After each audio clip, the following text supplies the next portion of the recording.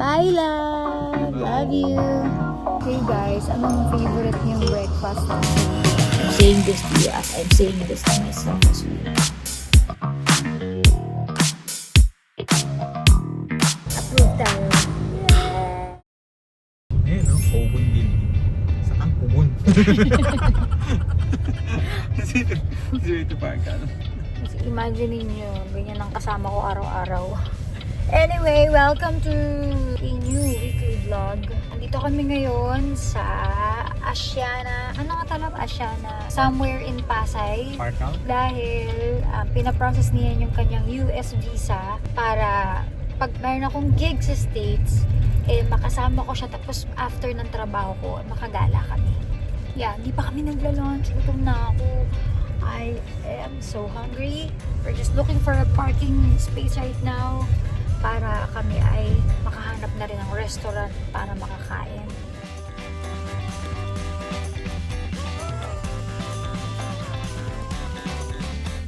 We decided to eat here sa Agave. It's a Mexican restaurant. I ordered birria, parang wrap. So beef siya na super lambot with wrap and soup. Sino naman nag-order ng burrito? Pinagpipilian niya burger or burrito. Sabi ko burrito kasi nasa Mexican restaurant tayo. Tapos nag-order ako ng apple juice na may cucumber. Here's my birria. Beef yung nasa ilalim. And may soup and Dian's burrito. He's busy dealing with stuff. Let's go eat.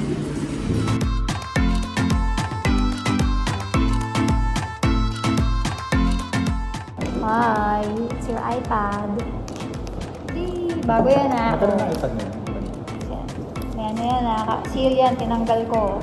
Pagtatanggap mo to, kung wala yung cover na to, just because binuksan na namin. Dahil i-connect namin siya dun sa pencil mo. Ito yun. Set up namin dito. Oh, ang ganda Tad! Ang ganda! Oh my God! Ang ganda na pala ng iPad ngayon, love. Na mini, oh.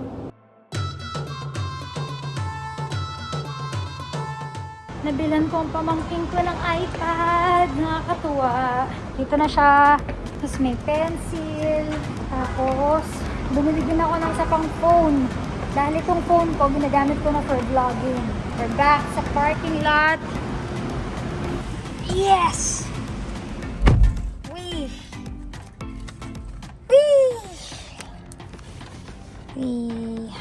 Good morning! It's siguro mga 5:40 AM yesterday. Siya yung pumunta para sa kanyang pag-aasikaso ng US visa. Today, ako naman yung pupunta doon kasi ako naman mag-aasikaso ng aking visa. Kaiba na pala yung process ngayon ng pag-apply. Dalawang lugar na yung pupuntahan mo. The first one is yung doon sa Parkal Mall in Pasay or basta dun sa area na yun, malapit siya sa Soler. Tapos may part ng mall na nandun yung parang para sa US Embassy. Pero itong unang process, magkakuha ka lang ng prints. So, yeah, before isang one-stop shop lang eh. Ngayon hindi na ganun. So, yung unang proseso is magpapakuha mo na ng print dito sa isang area na to. And then, yung pangalawa, sa 29 naman yun. Yun na yung embassy malapit doon sa yung sa dagat, yung may view ng ocean. Medyo mas naging complicated siya kasi syempre kakailangan naman ng dalawang schedule. Siguro lalo na para sa mga hindi taga Manila, yun. Ano ba naman to? Nakakapako yung paa ko. Masuot ko na naman yung medyas na butas. Ayan na naman. Today, yung second interview naman niyan. So, sa kanya maganda kasi napaaga. The day before, yung prints, and then today yung interview. Ako, after a week pa. This is my new favorite, cluster lashes. Kasi, 3 lang yung kailangan ko. Pang pa-open up lang ng eyes. Yun lang. Kumalat yung eyeliner. After ng aking embassy, pupunta akong Belo. Time na naman sa aking Belo. And then, magpapakairo ako. Kasi akong sakit. And then, pupunta ako ng Cornerstone para gumawa ng invitation promo video para sa pagcore shows ko for the month of June. Bye, love! Love you! He's heading towards his interview. I'm heading towards my morning may interview, ay may, fingerprint scan. Kabit natin siya dito sa car para makapag-usap tayo mabuti, guys. Ito yung souvenir na nakuha ko dun sa, wedding ni Kuya Prati and Ate Olive. Pretty. Cute. Cool. Kuya Mac! You're here. Kita pa kami ni Kuya Mac. Siya rin yung kasama ko sa The Farm. Tapos na ako para dun sa visa ko. So right now, we're here sa Wildflower near ABS-CBN. Dahil medyo maaga pa ako for my Belo appointment. Therefore, I'm going to eat breakfast first. Pa kami nag-aalmusal ni ate. Oh, grabing panahon. Bakit ganun? Naiinitan ako. Hindi pa rin ako nagkakape, so magkakape na ako. Wow, arte. Very predictable ako, so I might order something na nakita nyo na rin sa vlog. So, iba. Ang in-order ko ay Okinawa latte. This is hojicha. Nauuso ko ngayon yung hojicha eh. Parang dati super rising sa trend, yung yung matcha. Ngayon hojicha daw. Para siyang mas roasted na tea leaf, I think. Kaya mas brown yung color niya. So almost like coffee pero hindi sobrang high caffeine. Tikman natin. Sinira mo ang design. Kinutsara mo ate doon. Nasarap? Na. Oo. Sarap. Parang green tea na mas potent. Siyang milk tea. Parang hot milk tea pero mas may kagat. In between siya ng matapang na tsaa. Pero hindi kasing tapang na coffee. Fairness, iba rin ang in-order kong food. Today, nagtapa ako. Si Ate Donna rin tapa. Tapa rin. Tapa. Lagi lang suka. Ayun, suka. Yay, may suka. Hey guys, anong favorite niyong breakfast food? Kung nung bata ako, mahilig ako sa pandesal. Na may palamang, syempre wala ka mabiling, diba? Spam. So, maling, pork, meatloaf. Meatloaf. Sarap. Manas pa mukha ko sa kakagising lang. Manas pa rin ako dahil umaga pa rin. Nakita ko yung laki ng eye bags ko sa ilaw Plus, 4 na oras ng tulog ko dahil kailangan kaming gumising ng 5:30 AM kanina para early dahil malayo eh. Patulog ako sa car, nakanga ako kanina. Thank you. Namamalayan ko eh. Gigising ako. Kaya sarap ko yung bibig ko. Magigising ulit ako, nakanga ulit ako. Heading to Belo right now. Morning po! Morning! Here's my Belo room. This is me. See you later. Good day. Sensya sa itsura ko kagising ko lang kanina. Hindi, actually, mga 1 hour na rin. I'm alone dito sa bedroom namin. Umalis na si Yan. Dahil yung brother niya from Hong Kong umuwi. And we're just spending time. Ito yung gusto ko kwento last night. Hindi ko na nakwento. Parang nag-ano na lang ako. Okay, time na siguro to rest. To give my mind my brain a break and my heart a break. But yesterday was really hard. 3 days nang nasa hospital yung dad niyan. Siyempre as a wife, support ako niyan eh. I know that he's putting up a good front na strong siya, pero siyempre I know it's really hard to see yung magulang mo lahat. Ako din punta kami. 3 days na rin kami pumunta kay daddy. Just support. All that time na nagpupunta kami sa hospital, sobrang miss ko lang si mama.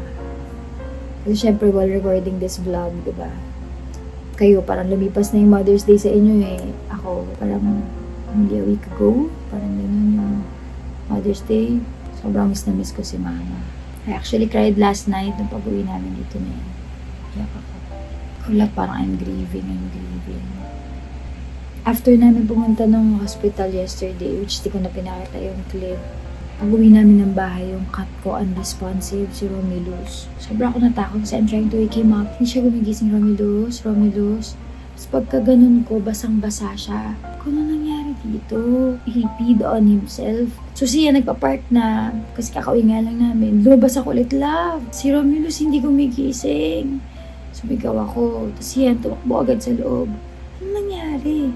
Buti na lang nung tinawag niyan, nag-respond siya, tapos tinaas niya yung ulo niya. Pero nakita ko yung mata niya super dilated. Nag-decide kami niyan to bring him to the emergency. Buti na lang may malapit na veterinary sa amin dito. He was severely dehydrated. And nung binlood test siya, they found out that he has an infection. Di pa nila ma-determine kung anong klaseng infection yung meron siya. So, magsha-shotgun method ng antibiotics yung vet. Basta nung ang priority at that time is to hydrate him para magkaroon siya ng energy.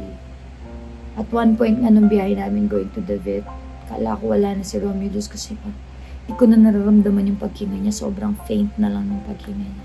Sobrang akong hirapan kahapon pag-uwi namin. Kasi inano na siya ng doktor ng vet na magstay sa vet, ma-confine siya.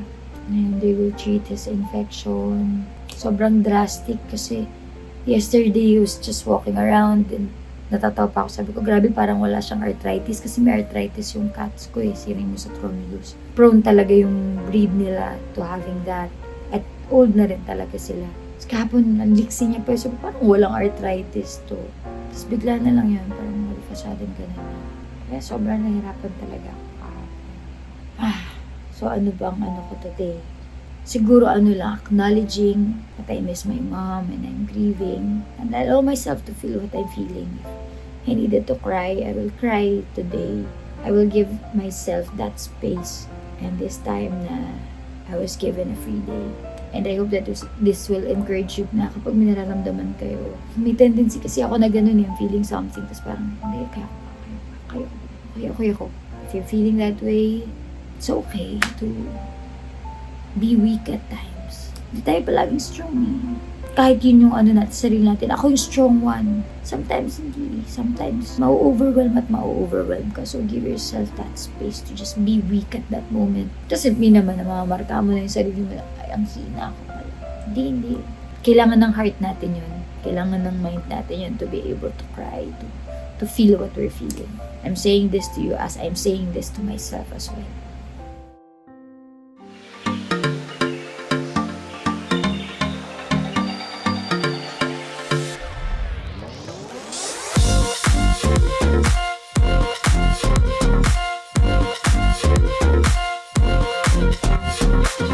Kakauwi lang namin ngayong gabi.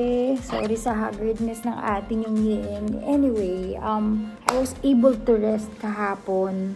I played Uno. Meron akong app na na-download. So, I'm playing Uno with people from all around the world. Sobra ako naaliw doon. So, sarap sa feeling na nakapag ako.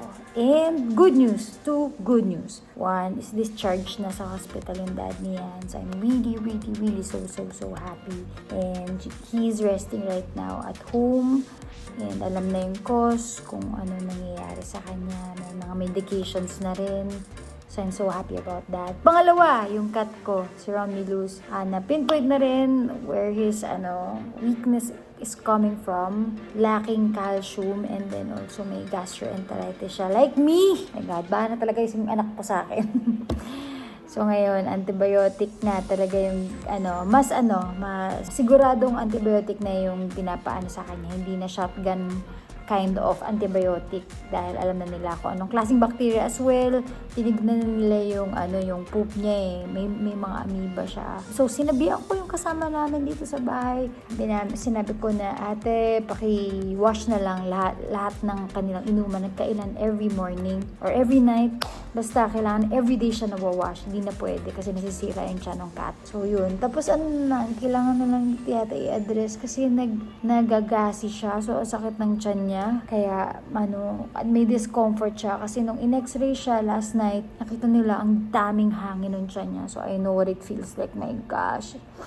Kaya sa mga talagang struggles ko because of my tummy, yan ay talagang yung maramdaman mo na punong-puno ng gas yung tiyan mo, pero kahit anong posisyon parang hindi lumalabas, parang obstructed. At the same time, parang may LBM na hindi mo maintindihan. Anyway, so yun. God is good. I'm so grateful. Hello. Lapit-lapit ikaw. Your brother is okay. Your brother, umiilaw mata mo. Anyway, yeah. That's about it. And then tomorrow, dadalhin ko yung tatay ko naman sa general check-up niya. Medyo scared siya pero in-encourage na lang namin siya na gawin kasi kailangan eh. He's getting old. He's turning 71, 72. And then, segue na rin na magbabanding ako with my pamangkins. I'm excited about that. So, I'll see you tomorrow. Dito na kami sa diagnostics ni Papa. Maaga kami magbubukas ng mall. So, okay na yung maaga kaysa late. Hi! Hi! Si Yuri na naman.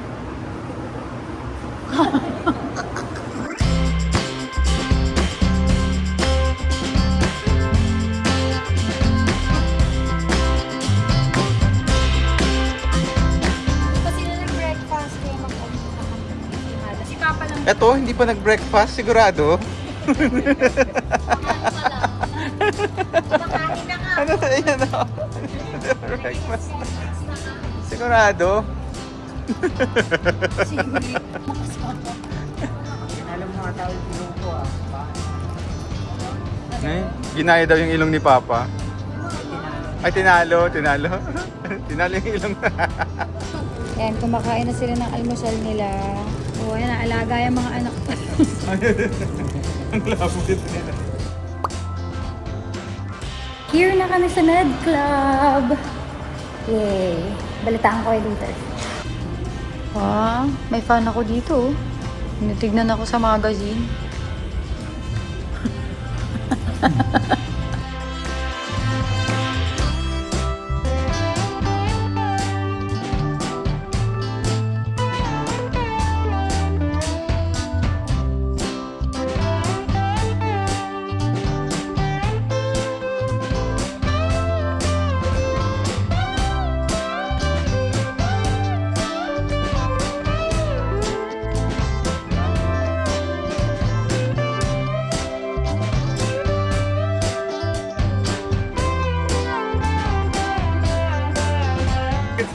Patingin nga, patingin! Ito, basketball. Ayan, pakita nyo.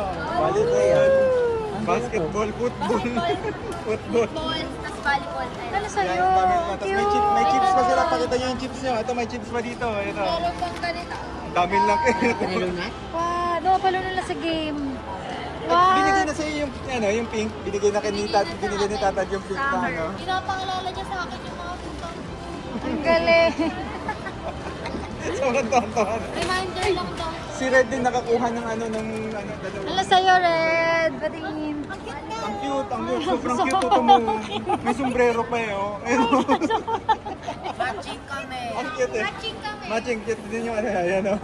Thank you. Ito. Ayan pa, may gitsit. Ito. Ang cute. Sige.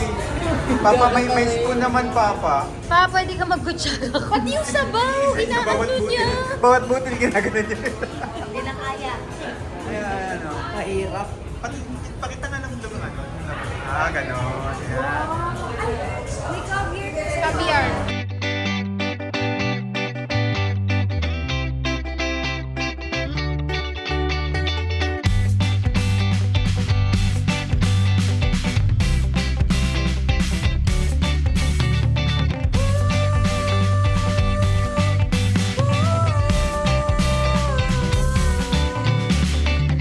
Ito na kami sa bahay. Naglaro lang kami kanina ng Uno. Bumili siya ng card. Uno cards. Tapos to, nag-dinner na sila. Ako naman, tayo ko siya makauwi. He went to his dad's house. Tapos, yung isang massage chair namin, binigay namin kay daddy para comfort din niya. So, hire kami ng truck to deliver yung massage chair. It's a long day. Tomorrow, balik kami ni Papa sa sa diagnostics niya para gawin na yung mga series of tests that he needs to do para mas maintindihan namin kung ano yung mga kailangan namin gawin for him. Happy siya, tapos na siya. Pinunta niya pa si Lilo and Stitch. Actually, kinabahan din ako for Papa. Lalo na yung sa dugo. Sa kasama ko ba siya? Takot ako. 7, 6, 5, 4, 3, 3, 2, 1. 1. Hanggang 10 kala. Ayaw ko. 10. Hanggang 10 ako yan. Nakakapagod din ha? Oo. Nakakapagod din. Saka yun. 2, 4, 1, 2, 3, 4, 5, 6, 7. Iba yung trip ng tatay ko. Here at Yabu, nag-grind ako ng sesame. mo kay spoon. Pusa. Hindi ka sige, sasabihin ko papa, na huwag kang mag-spoon. Huwag kang mag-spoon, huwag kang mag... Nakaganito kasi kami. Ano yung sausawa ng ano? Sausawa na... Pork, ng katsu.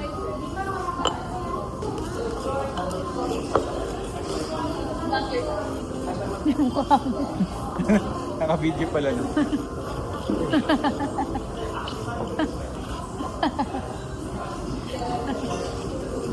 Nakanga pa yan.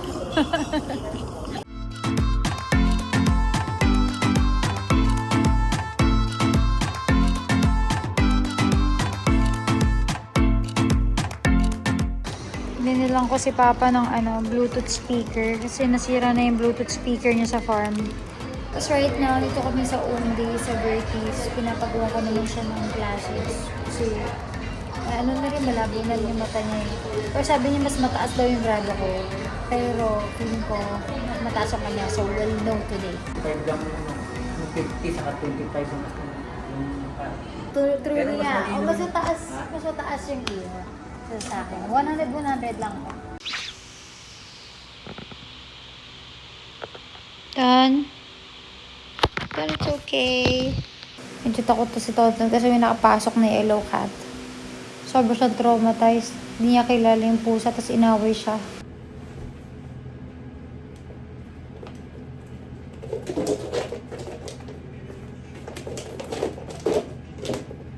Good morning. Done na yung ng papa ko. 4th check-up niya. Today will be the last, pero hindi na ako yung kasama niya si ate. I'm preparing now para sa aking last interview sa American Embassy. After nitong interview for my US visa, diretso ako ng Cornerstone kasi rehearsal naman para sa gig namin ng band ko. Maglagay tayo ng konting kulay sa aking face. Putla.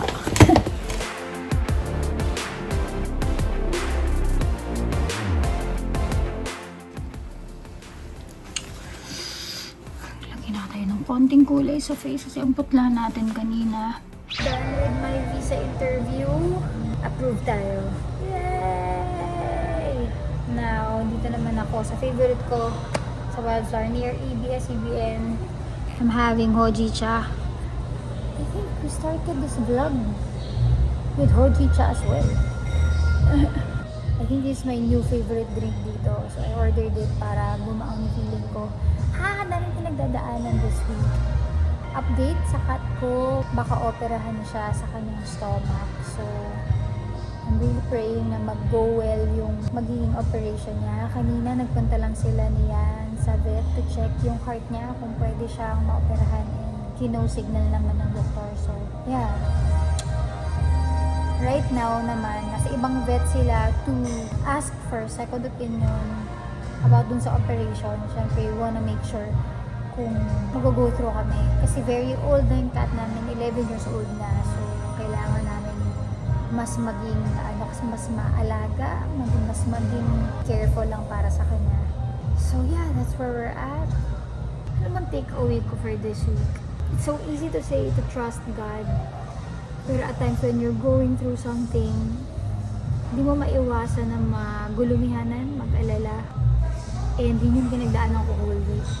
But right now, I'm just letting God, knowing that His will is good. And He is good no matter the situation is. Mahirap i-bend yung heart mo. Mahirap i-bend yung mind. Pero I just decide. I'm letting it go. Isa pa is to take one day at a time.